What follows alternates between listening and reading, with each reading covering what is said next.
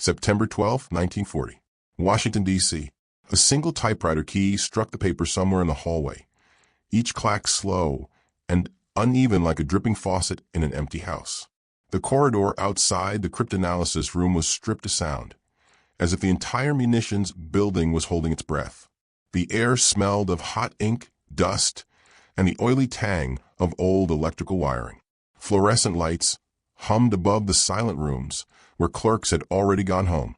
Only one lamp still glowed, trembling above a desk stacked with intercepted messages that should not have been there. Genevieve Grotjan sat motionless under that weak cone of light. Her pencil hovered above a page of scattered letters. To most people, they would have been meaningless noise. To her, they seemed to pulse, alive with the suggestion of a hidden rhythm.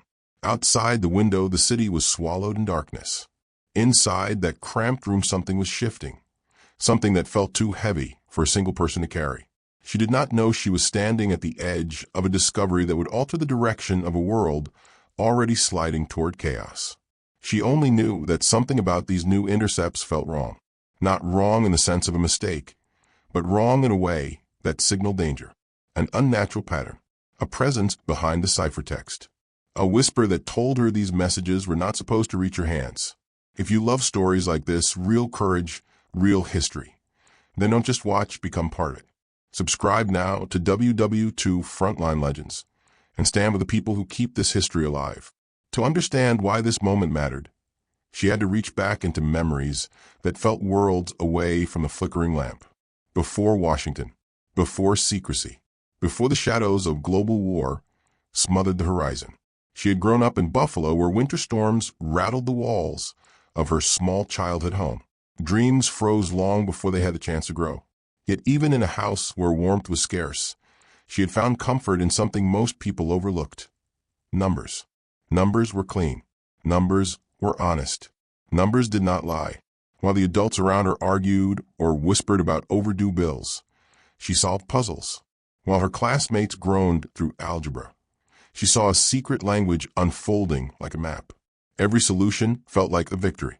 Every equation felt like a doorway. But the world she was born into did not reward girls who understood mathematics better than their teachers. The Great Depression pushed wages to the floor and opportunities even lower. When she graduated with honors, she imagined standing in front of a classroom teaching mathematics to students who shared her curiosity. Instead, she found locked doors and polite rejections. Always the same phrase: men come first.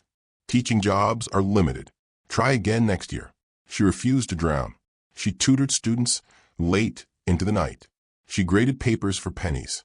She took temporary teaching jobs that disappeared as quickly as they came. Still, something in her mind itched for a challenge no classroom could offer. She chased knowledge like it was oxygen, filling notebooks with private puzzles, patterns no one else cared about, equations she created out of boredom and hunger for something meaningful. One evening, she sat at a neighbor's kitchen table grading arithmetic homework. The radio hissed in the background with grim news from Europe. She scribbled a short mathematical curiosity on a spare page, a cluster of patterns, a puzzle she intended to solve later. Without thinking, she folded the scrap and tucked it into her civil service application envelope. She had meant to separate her work. She had meant to keep her private problems private. But the envelope sealed before she noticed what she had done. Weeks later, a thin letter arrived. No seal, no explanation, only a single line requesting her presence in Washington for evaluation in advanced analytic work. Something in her stomach twisted. This was not the kind of letter a substitute teacher received. It felt too deliberate, too precise, too quietly urgent. Washington was a world unlike anything she had known. Buildings that seemed too big for their own shadows. People who walked with purpose, but spoke in half-sentences. Hallways heavy with the scent of hot ink, stale paper, and secrecy. She was escorted through corridors she was not permitted to understand and given two instructions: never speak of your work. Never ask who recommended you. She agreed, partly because she had no alternative, partly because something inside her longed for the fight. She stepped into her new office and was met with stacks of intercepted messages, long chains of letters that twisted and shifted like an unpredictable heartbeat. Rumors whispered through the room about the enemy machine that produced these messages. A machine too advanced for anyone to break. Some analysts called it Phantom. Others called it a monster. She heard its true name only once. The Purple Cipher. It changed patterns too fast. It scrambled logic too deeply. It taunted the best minds in the room. Every intercepted message widened the gap between what America knew and what America needed to know. Analysts argued over theories that dissolved under scrutiny. Chalk dust filled the air as they mapped patterns that vanished as soon as they thought they understood them. Genevieve worked quietly, unnoticed at first, sitting at the edge of frantic discussions. She observed everyone, every pattern, every strange rhythm inside the ciphertext. She noticed things other analysts overlooked. Small inconsistencies, repeated symbols buried too deeply to appear accidental. She could feel the machine breathing behind those messages. She sensed a flaw hiding beneath the chaos. As days passed, she began to notice something else. Her chair slightly moved out of place. A file drawer opened when she knew she had closed it. Eyes lingering on her a moment too long. Someone inside that building was watching her. Someone was waiting to see what she would find. And now here she sat, under a trembling lamp, staring at a stack of messages that appeared on her desk after hours. Messages that were not logged. Messages that should not exist yet. Messages that belonged to someone else. Someone had walked into a locked room and placed them there with silent hands. She felt a chill run down her spine. These messages were meant for her. Someone wanted her to be the one to see them first. Someone who believed she would notice what others had missed. Before she could go deeper into the mystery, before she could follow the clue that was quietly unfolding in front of her, there was something the narrator needed to say directly to the audience. This is WW2 Frontline Legends. If you want more untold stories like this, stories hidden in shadows and locked inside dusty archives, then please take a moment to like this video, share it with someone who loves history, comment where you are watching from, and subscribe. Your support keeps these stories alive.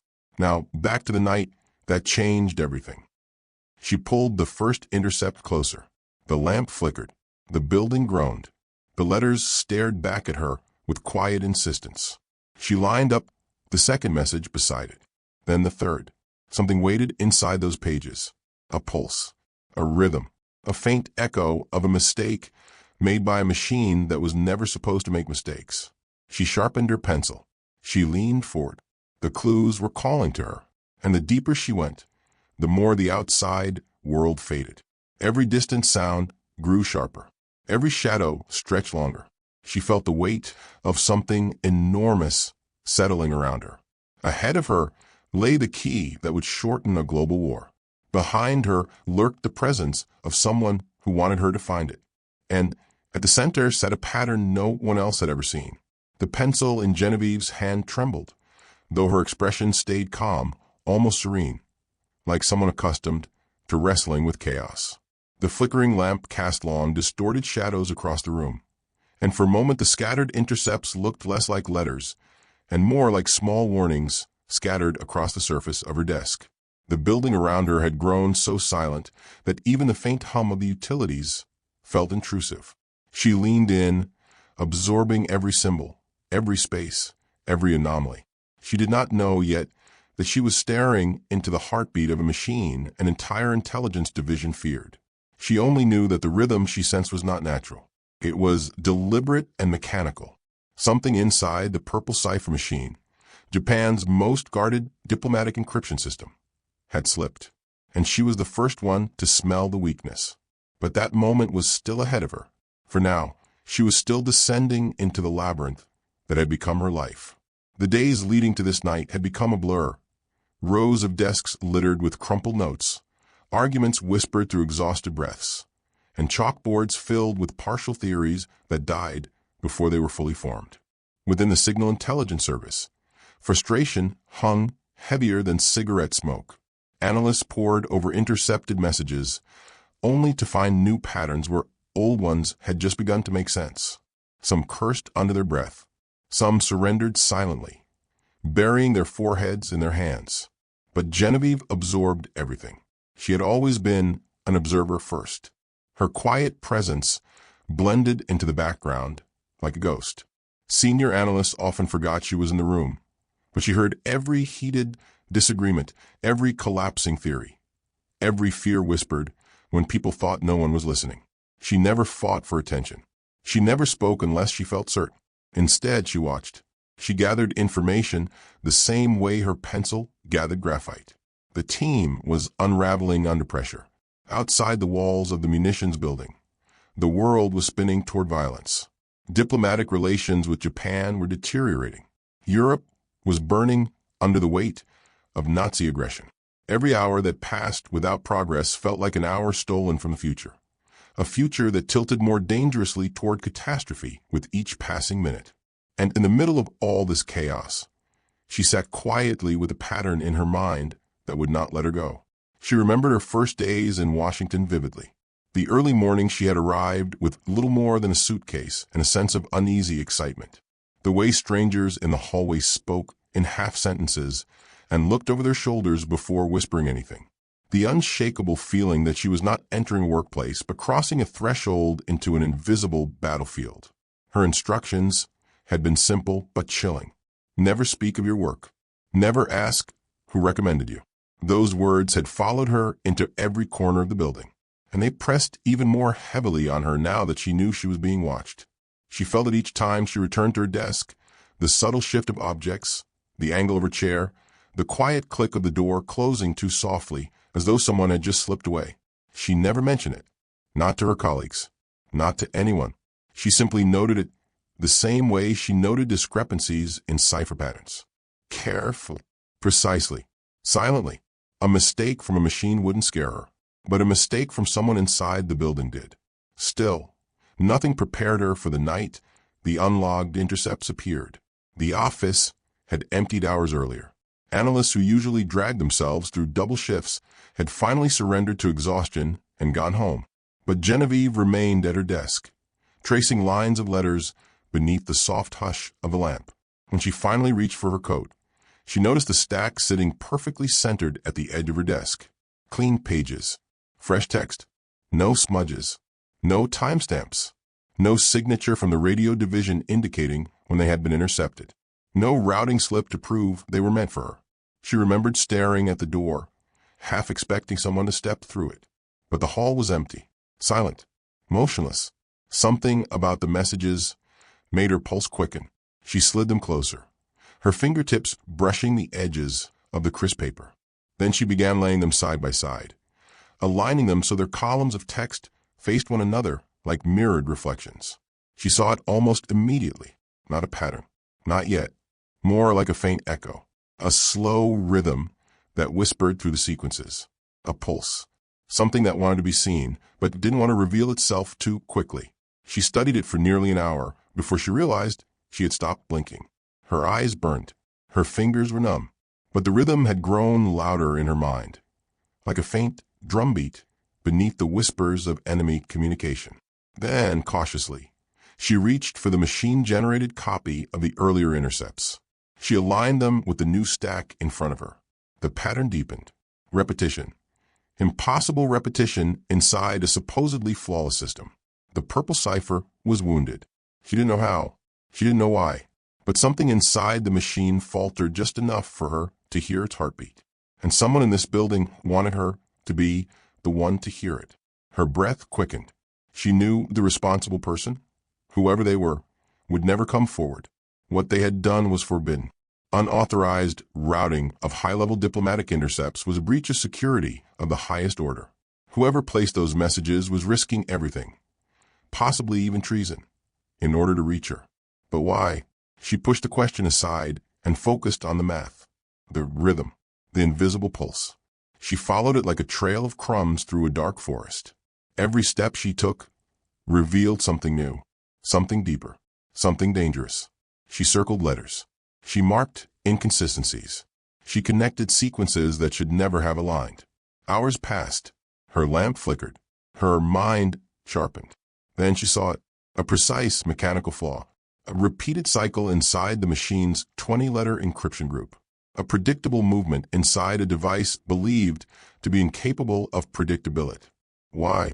She sat back in her chair, breath stolen by shock. The discovery was too big, too heavy, too explosive.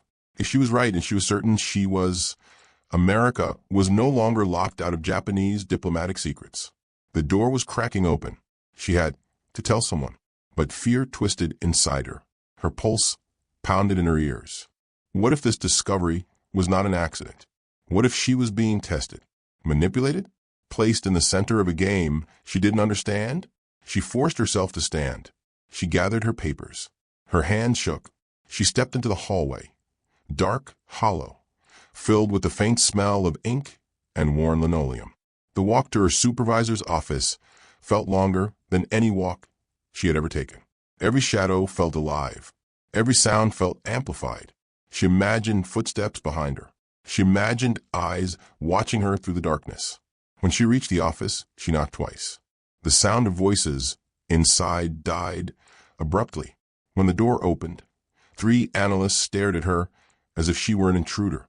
She placed her worksheets on the desk. Silence. Long, heavy, suffocating. Then the room erupted into chaos.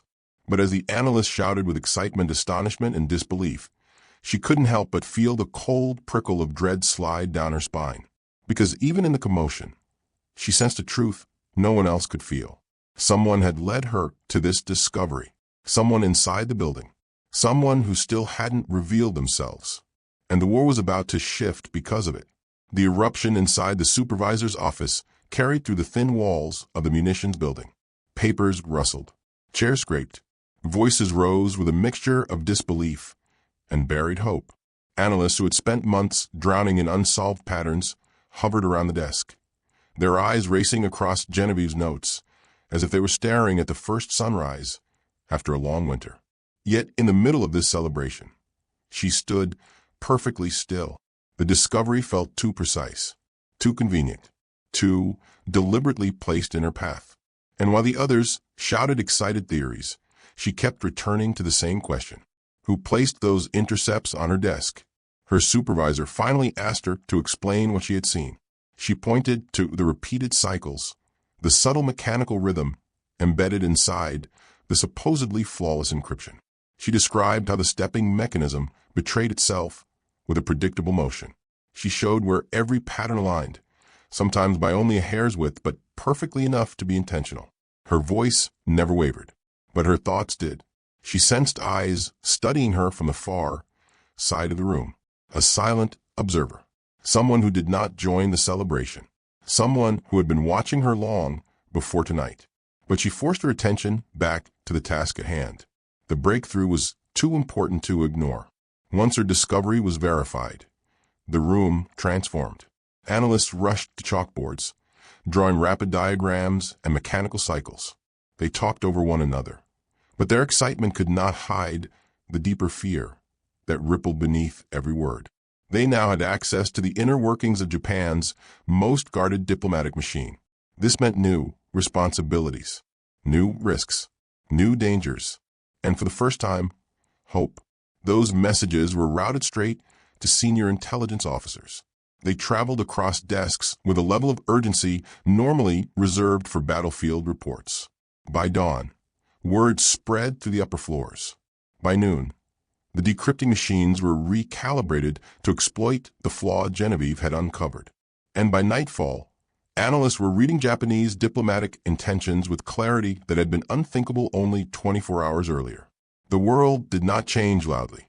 There were no parades, no ceremonies, no stamps of recognition. But quiet rooms in Washington became command centers of insight, watching the Axis powers with eyes sharper than ever before.